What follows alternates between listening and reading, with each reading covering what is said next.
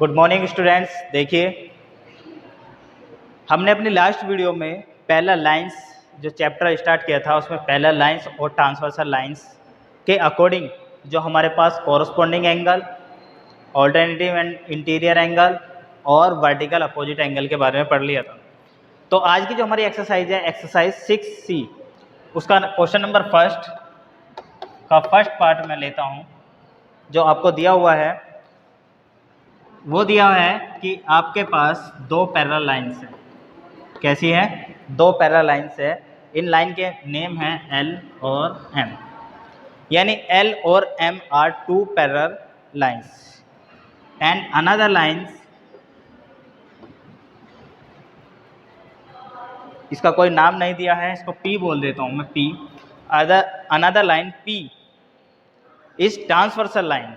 क्या है? एक ट्रांसवर्सल लाइन। मैंने अपने लास्ट वीडियो में बताया था कि ये दोनों क्या हैं एक दूसरे के, ये तो है पैरेलल। पैरेलल क्यों है? क्योंकि ये दोनों लाइन एक दूसरे को कभी भी इन्फिनिटी तक कितना भी इसको एक्सटेंड करते जाए कभी भी बढ़ाएगी नहीं। और ये है आपकी ट्रांसवर्सल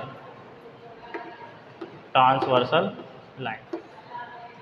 तो ये दोनों पैरेलल लाइन है और ये है आपके पास ट्रांसवर्सल लाइन।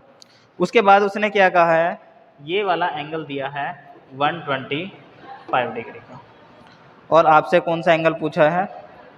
ये एंगल आपसे पूछ लिया कि ये एंगल कितने डिग्री का।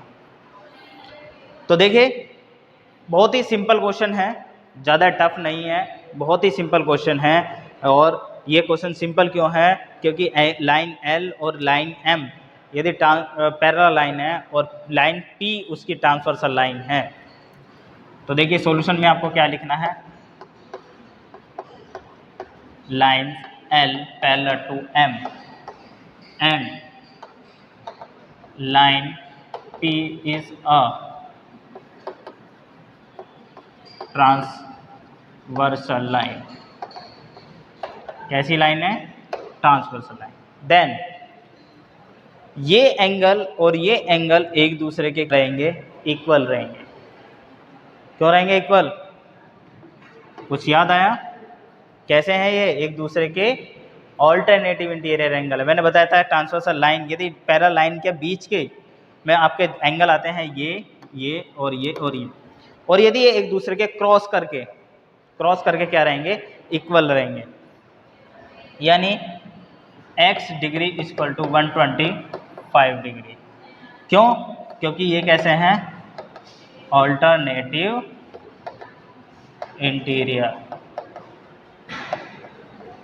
एंगल्स। कैसे हैं? Alternative interior angles. तो ये दोनों एंगल आपके क्या हैं? ऑल्टरनेटिव इंटीरियर एंगल है। तो इसलिए x की जो वैल्यू होगी वो कितनी हो जाएगी? 125 डिग्री हो जाएगी। ठीक है, तो ये क्वेश्चन क्लियर हुआ। क्वेश्चन नंबर फर्स्ट का फर्स्ट पार्ट आपका क्लियर हो गया। ठीक है, देखिए इसी का ही हम एक नेक्स्ट पार्ट ले लेते हैं। पार्ट कौन सा लेते हैं? पार्ट लेते हैं फोर्थ पार्ट।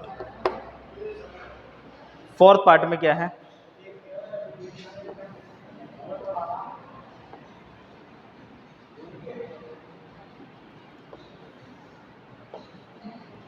यह है आपका फोर्थ पार्ट।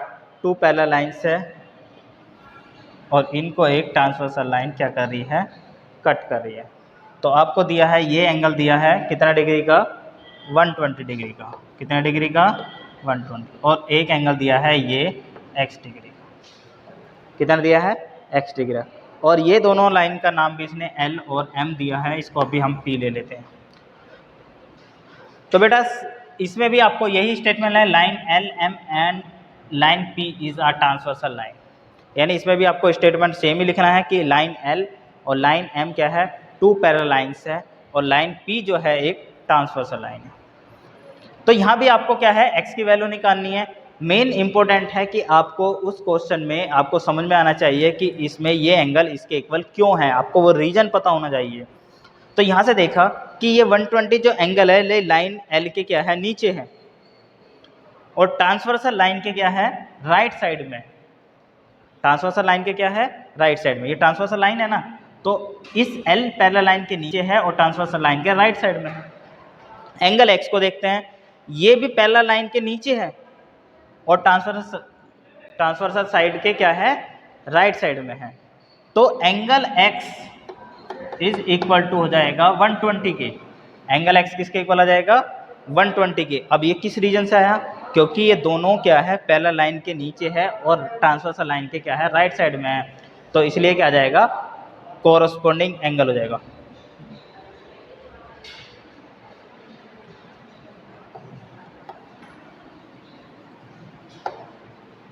Corresponding angles.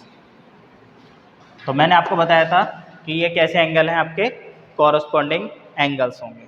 ठीक है, तो क्योंकि इसमें क्या था, ये एंगल आपस में इक्वल इसलिए थे क्योंकि क्या थे, ऑल्टरनेटिव इंटीरियर एंगल थे, और यहाँ पे क्या है, कोरस्पोंडिंग एंगल है। क्योंकि सेम कोरस्पोंडिंग का मतलब पैरेलल लाइन का ये भी नीचे है, ये भी नीचे है, ये भी राइट साइड में है, ये भी राइट साइड में। सपोज करो एक्स हमारा ये होता, तब ये कोरस्पोंडिंग एंगल नहीं आते। ठीक है, तो ये दोनों पार्ट आपको अच्छे से क्लियर हो गएंगे। क्वेश्चन नंबर फर्स्ट का फर्स्ट पार्ट और थर्ड पार्ट, सेकेंड पार्ट और थर्ड पार्ट ये आपको करना है। और इसी तरीके से जो क्वेश्चन नंबर सेकंड है उसके आपको बताना है कौन एंगल किसके है। वो दरअसल वो मैं कंप्लीट कर बता चुका हूँ आपको कि ये एंगल इसके इक्वल क्यों है, ये इसके इक्वल क्यों है, वही आपको वही बताना है। ठीक है, और ये नीचे इसमें क्वेश्चन नंबर सेकंड में नीचे दिया है, write the name of 3 angles each equal to angle 4।